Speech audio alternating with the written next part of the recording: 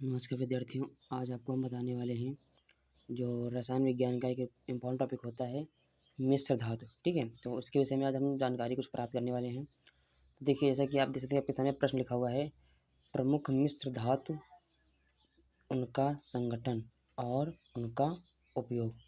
ठीक है, तो जो आपकी मिश्र धातुएँ होती हैं, ठीक है, अब देखो इसमें कह रहा है कि प्रमुख मिश्र धातु, यानी कि आपको मिश्र धातु बतानी है और उनका संगठन। संगठन का अर्थ होता है कि ये जो मिश्र धातु होती है वो किन किन धातुओं से मिलकर बनी होती हैं। आगे लिखा है और इसका उपयोग। ठीक है, इसका उपयोग भी आपको बताना है। तो आपको क्या करना है, देखिए सबसे पहले हमारी एक मिश्र धातु लिखी है पीतल। देखो सबसे पहले बता दें कि जो मिश्र धातु होती है उसका मतलब क्या होता है। मिश्र धातुएं वे धातुएं होती हैं जिनमें दो या दो से अधिक धातुएं मिलकर आपस में मिलकर एक क्या समांगी मिश्रण बनाया जाता है। यानी कि वे धातुएं जिनमें एक या फिर इससे एक या दो या तीन, ठीक है, इस प्रकार की धातुएं मिलती हैं। तो दो या दो से अधिक धातुएं मिलकर के एक जिस धातु का निर्माण करती हैं उसे हम मिश्र धातु का नाम देते हैं। ठीक है, जैसे कि आप पीतल होता है, पीतल जो होता है कि आपकी जो किन धातुओं से मिलकर बना होता है। तो देखिए जो आपका संगठन है इनमें कौन कौन सी धातु होती हैं।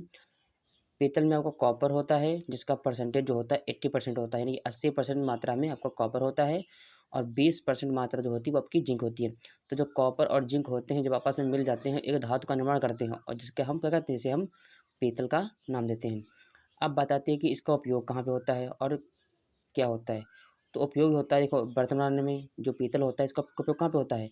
पीतल का उपयोग बर्तन बनाने में होता है, तार बनाने में होता है और कारतूस जो होती हैं जो बंदूकों में डली जाती हैं उसे कारतूस में भी आपका पीतल ऊपर जो होता है। ठीक है, तो इनमें इसका उपयोग भी होता है। आगे बात करने वाले हैं, अगला जो पॉइंट आपका है कांसा। ठीक है, अब देखिए कांसा भी एक धातु होती है, कौन सी, लेकिन मिश्र धातु ये होती है। ठीक है, तो कांसा एक धातु है जिसे हम मिश्र धातु कहते हैं। अब जो कांसा होता है ये किसके किन दो धातुओं के मिलने से बनता है। जो कॉपर होता है इसमें 88 यानी कि 88% जो मात्रा होती है इसमें कॉपर की होती है। और जो टिन होता है यानी कि एसएन, ठीक है, जो टिन होता है इसमें 12% मात्रा टिन की होती है। तो ये जो धातुएं जो होती हैं 88% और 12% में जब ये आपस में मिल जाती हैं दोनों धातुएं, तो एक आप जब की धातु प्राप्त होती है मिश्र धातु, उसे हम कांसा कहते हैं। अब बात आती है कि इनका उपयोग कहाँ पे होता है। जो कांसा होता है, देखिए कांसे का उपयोग जो होता है वो आपका होता है बर्तन बनाने में तथा मूर्तियों के निर्माण में भी इसका उपयोग करते हैं। ठीक है, अगला जो तीसरा इसका पॉइंट है वो आपको देख सकते हैं लिखा हुआ है जब के सामने जर्मन सिल्वर। ठीक है, अब देखिए जो जर्मन सिल्वर होता है एक आपकी धातु है, मिश्र धातु होती है जिसे हम जर्मन सिल्वर के नाम से जानते हैं। तो जर्मन सिल्वर का मतलब ये नहीं होता है कि आपकी सिल्वर ही होता है, चांदी होती है, नहीं नहीं ऐसा नहीं होता। ठीक है, तो जर्मन सिल्वर जो होता है आपका, ठीक है, इनमें कौन कौन सी धातु मिली होती है। देखिए कॉपर होता है जो आपका 60% होता है, जिंक होता है 20% और निकिल होता है 20%। तो जब ये तीनों धातुएं कॉपर जिंक और निकिल, ये तीनों धातुएं जब मिल जाती हैं, आपका परसेंटेज भी लिखा हुआ सामने, तो ये तीनों धातुएं मिलकर के एक मिश्र धातु का निर्माण करती हैं जिसे हम जर्मन सिल्वर का नाम देते हैं। तो जर्मन सिल्वर का अब उपयोग जो होता है जेवर बनाने में होता है, मूर्तियों के निर्माण में इसका उपयोग किया जाता है। ठीक है, जो आज का लास्ट हमारा मिश्र धातु रहेगी वो क्या रहेगी, तो देखिए लिखा हुआ है कि नंबर 4 स्टेनलेस स्टील। ठीक है, अब देखिए स्टेनलेस स्टील जो होता है, कभी आपने घड़ी पहनी होगी, घड़ी में जो आपका पीछे का बॉक्स लगा होता है स्टील का लगा होता है, वो आपका स्टेनलेस स्टील ही होता है। ठीक है, तो जो घड़ी होती है उसके जो पीछे का हिस्सा होता है जहाँ से सेल वगैरह हम डालते हैं उसको निकाल लेते हैं तो स्टील का होता है, लेकिन वो स्टील नहीं बल्कि स्टेनलेस स्टील होता है।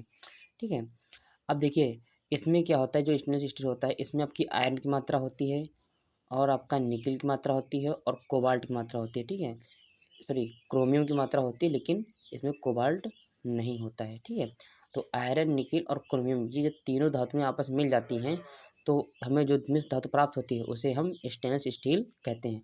अब बताती है कि इसका उपयोग जो होता है वो आपका होता है बर्तन बनाने में, मूर्तियों के निर्माण में, और जो ब्लेड होती है, ठीक है, जो सेविंग वगैरह के काम आती है, जो इसको सेविंग करते हैं वो आपकी जो ब्लेड होती है उसका निर्माण भी इसी स्टेनलेस स्टील के द्वारा होता है।